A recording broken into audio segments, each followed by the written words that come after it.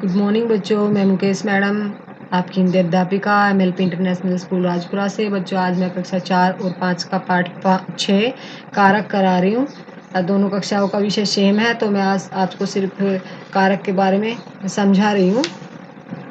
कारक क्या होता है? संज्ञा या सर्वनाम के जिस रूप से वाक्य के अन्य शब्दों के साथ इनका संबंध पता चलता है उसे कारक कहते हैं।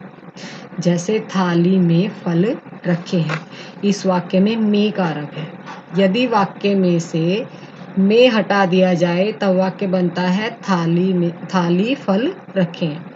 यानी कारक के बिना वाक्य में आए संज्ञा या सर्वनाम शब्दों का आपस में संबंध पता नहीं चल रहा और वाक्य का अर्थ स्पष्ट नहीं हो रहा।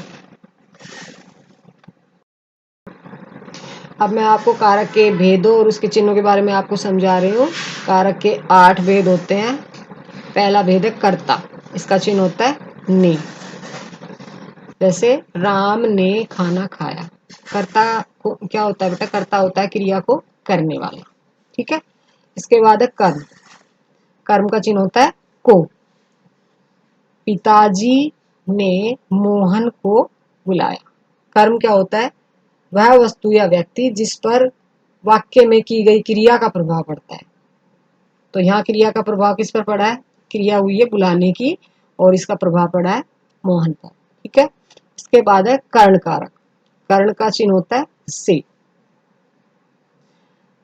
और इसका उदाहरण है राधा खिलौने से खेल रही है। तो कर्ण कारक क्या होता है? जिसमें क्रिया किसी साधन के द्वारा की जाती है। इसके बाद है संप्रदान कारक। इसका चिन्ह है के लिए।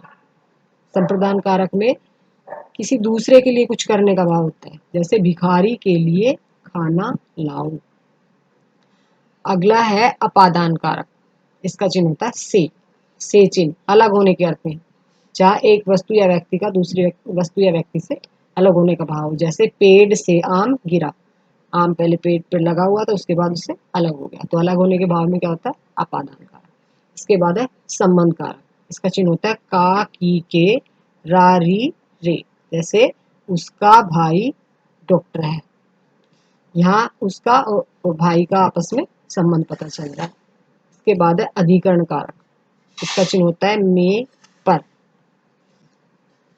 अधिकरण कारक में जहाँ क्रिया हो रही है उस आधार का पता चलता है कि क्रिया कहाँ पर हो रही है। जैसे पेड़ पर पक्षी बैठा है, या बैठने की क्रिया कहाँ हो रही है?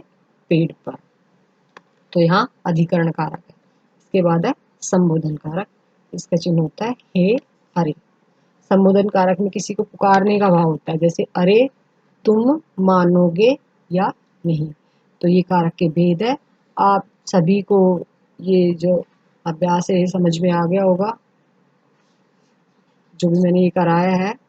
तो आप सभी को ये चिन्ह याद कर लेने हैं। जैसे मैं कल जब अभ्यास कराऊं तो आपको अच्छे से समझ में आ जाए। ठीक है। और अभी आपको ये नोटबुक में कुछ लिखना नहीं है, सिर्फ आपको ये समझना था। इसका अभ्यास मैं कल कराऊंगी। तो फिर धन्यवाद, कल मिलते हैं।